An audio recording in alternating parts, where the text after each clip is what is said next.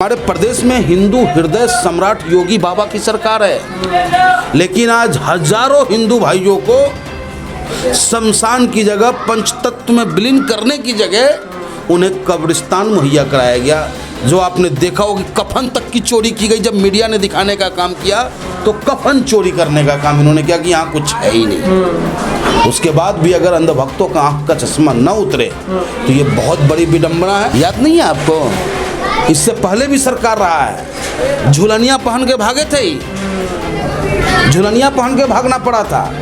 और इनको याद रखना चाहिए कि देश में जो है ये वीर और योद्धा से खाली नहीं है। आने वाला समय जो है उस टाइम में तो झुलनिया भी नसीब हो गया था और यही व्यवहार और यही सब कुछ रहा ना, तो इससे भी बुरा हाल होने वाला है इनका।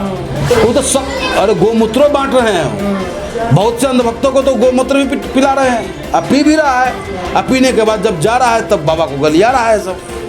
जब तक पिया तब तक ठीक है, जी रहा है तो ठीक है, और जैसे उसके घर से कोई गया तो बाबा गाली सुन रहा है। 70 सालों में पेट्रोल 55 रुपए पहुंचा था, 7 सालों में इस सरकार ने 100 के पार कराया। 70 सालों में डीजल 43 रुपए पहुंचा था, इस 7 सालों में 82 रुपए और 50 रुपए पहुंचाने का काम किया। और 7 साल बेमिसाल की बात करते हैं ये, जबकि 7 साल देश बेहाल, 7 साल जनता बेहाल। बाबा रामदेव जी जो हैं वो योग गुरु के नाम पर पूरे हिंदुस्तान का जो सामान 54 में मिलने वाला था ना, उसको 100 में बेचने का काम किए। जैसे कहते हैं कि धर्म के नाम पर पैसा कमाना, लोगों के आस्था के नाम से पैसा कमाना, और उसमें ये सफल व्यवसायी साबित हुए। और योग कोई आज का नहीं है, ठीक है, योग को पढ़ाया जाए उसमें कोई दिक्कत नहीं, योग पढ़ाई हो, स्वस्थ तन होना चाहिए, इसमें कोई दिक्कत नहीं है। लेकिन क्या बाबा रामदेव को यह अधिकार मिल गया है कि एलोपैथी पे जिस तरीके का उनका सवाल उठता है, उनका कहने का जो तरीका है वो कहाँ तक जायज है? क्या ये सरकार इसलिए कार्रवाई नहीं कर पा रही है कि उनके पास करोड़ों फॉलोअर्स है, या इसलिए कार्रवाई नहीं कर पा रही है क्योंकि उससे कहीं ना कहीं सरकार को भी लाभ है और वो सरकार समर्थक है? अगर मैं कह दूं कि वैक्सीन गलत है तो हम पे मुकदमा दर्ज होगा। मैं कह दूं कि सरकार की जो नीयत है वो गलत है तो हम पे मुकदमा दर्ज होता है। और बाबा रामदेव खुलेआम चैलेंज करता है और कहता है किसके बाप में ताकत है, दम है कि हमें गिरफ्तार कर ले। सवाल पैदा होता है उत्तर प्रदेश पुलिस पे भी और पूरी पुलिस प्रशासन पे कि इस तरह अगर कोई बोलता है तो फिर कोई कार्रवाई नहीं होती है। क्या इतना कमज़ोर है देश का कानून?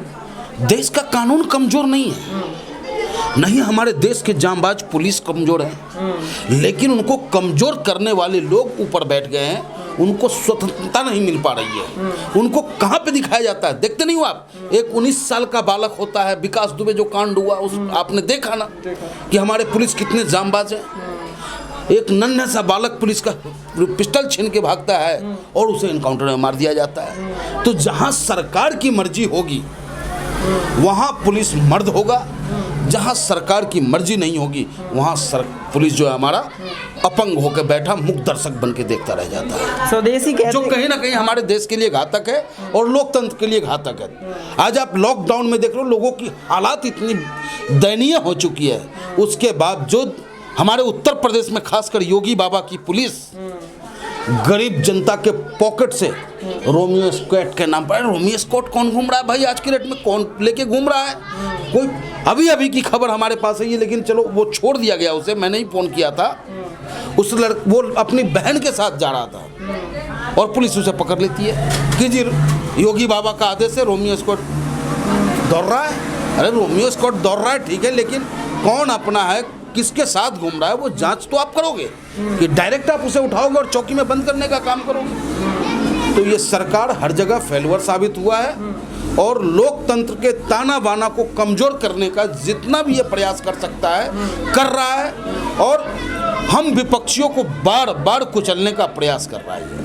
स्वदेशी कहते कहते आज इतना बड़ा कारोबार उन्होंने शुरू कर लिया है। जो 2 रुपए की चीज़ है, आपको ही मालूम है कितनी महंगाई उनकी वजह से भी बढ़ी है, और आज भी चैलेंज करते हैं कि हमसे बेहतर कोई नहीं है। ऐसे कहते मतलब जनता को मूर्ख बनाने के लिए इतनी सब बातें चलती हैं और वो लोग इसको समझना भी नहीं चाहते। अंधभक्ति की प्रकाष्ठा हो गई है। लोग अपने आंखों से वो चश्मा नहीं उतारना पा रहा है। क्या मैं उसी देश में हूँ जिस देश के प्रधानमंत्री कहते हो कि मैं 18 घंटे जॉब करता हूँ? महाराज आप 8 घंटा ही जॉब कर लेते, कम से कम जीडीपी जो मेरा -7 में है वो तो नहीं आता। एक बंदर था, वो कभी इस डाल पे कभी उस डाल पे, कभी इस डाल पे कभी उस डाल पे। कहा भाई क्या कर रहे हो? कहा कि मैं राजा हूँ, मेहनत कर रहा हूँ, कभी इस डाल पे बैठ रहा हूँ कभी उस डाल पे बैठ रहा हूँ और कर कुछ नहीं पा रहा हूँ। तो ये हमारे देश का दुर्भाग्य है। उसके बावजूद जो हमारे देश की जनता अंधभक्ति के चश्मा को उतारने को तैयार नहीं है। हमारे प्रदेश में हिंदू हृदय सम्राट योगी बाबा की सरकार है, लेकिन आज हजारों हिंदू भाइयों को शमशान की जगह पंचतत्व में विलीन करने की जगह उन्हें कब्रिस्तान मुहैया कराया गया। जो आपने देखा हो कि कफन तक की चोरी की गई। जब मीडिया ने दिखाने का काम किया तो कफन चोरी करने का काम इन्होंने किया कि यहाँ कुछ है ही नहीं। उसके बाद भी अगर अंधभक्तों का आंख का चश्मा न उतरे तो ये बहुत बड़ी विडंबना है। और कहीं ना कहीं फिर हमें वही दिन याद आता है कि भाई हम तो भैया भगत सिंह, चंद्रशेखर आज़ाद, अशफाक उल्ला के वंशज के हैं और ये माफ़ी वीर वंशज हैं। माफ़ी मांगते रहेंगे, जय सिया राम करते रहेंगे। एलोपैथी को चैलेंज करते बाबा नज़र आते हैं, कहते हैं कि ये जो डॉक्टर, जैसे आपने शब्द उनके सुने होंगे, तो इतने पढ़े लिखे MBBS या फिर इतने डिग्रीवान जो लोग हैं इतनी मेहनत करते हैं और उनको कोई भी आके इस तरह, जिनके पास कोई डिग्री नहीं है, चैलेंज कर देता है उनका, इस तरह हंसी उल्लास उड़ाता है। कहाँ तक इस तरह ठीक लगता है? ये अधिकार इनको किसने दिया? ये अधिकार बाबा भीमराव अंबेडकर में भी जी ने भी संविधान में नहीं दिया कि आप एलोपैथ पे उंगली उठाओ। अंधभक्ति का खिलाफत किया है उन्होंने, अंधविश्वास का खिलाफत किया है उन्होंने, और उनकी लड़ाई ताउम्र यही रहा है कि गरीब गुरबों को अंधभक्ति में और अंधविश्वास में जो हिंदुस्तान के जो कुछ लोग हैं घेरने का काम करते हैं, उससे उसे आज़ादी दिलाने का काम उन्होंने किया था और वही लड़ाई लड़ा। लेकिन जब से ये सरकार आई है, सारे कहानी एक तरफ और जो ये कह दे वो सत्य है, बाकी जो कहता वो सब गलत है। और ये ताकत जो उनको मिला है ये इसी सरकार की देन है। याद नहीं है आपको? इससे पहले भी सरकार रहा है, झुलनिया पहन के भागे थे, झुलनिया पहन के भागना पड़ा था। और इनको याद रखना चाहिए कि देश में जो है ये वीर और योद्धा से खाली नहीं है। आने वाला समय जो है उस टाइम में तो झुलनिया भी नसीब हो गया था और यही व्यवहार और यही सब कुछ रहा ना, तो इससे भी बुरा हाल होने वाला है इनका। कोरोना योद्धा कहा जाता है डॉक्टरों को, और उनकी मौत पर वो हंसी उड़ाते हैं, कितना बुरा है। हाँ। गलत है। दरअसल हमारा जो मुखिया है ना, वही उनका नज़रिया अलग है। कब किसको किस नज़र से वो देख लें इसकी कोई गारंटी नहीं है। तुरंत में पहुंच होते हैं, उसके बाद तुरंत में कहते हैं कि भैया तू पीछे हट जरा, क्योंकि कैमरा डिस्टर्ब कर रहा है, कैमरा डिस्टर्ब कर रहा है।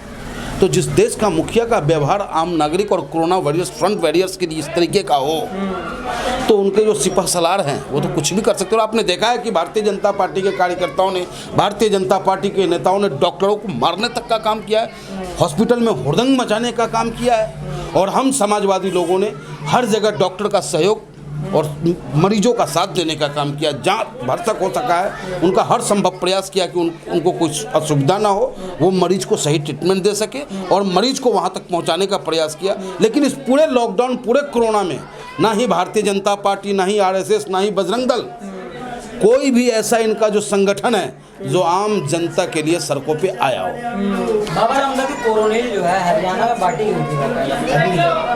वो तो सब, अरे गोमूत्रों बांट रहे हैं। बहुत से अंधभक्तों को तो गोमूत्र भी पिला रहे हैं, अब पी भी रहा है।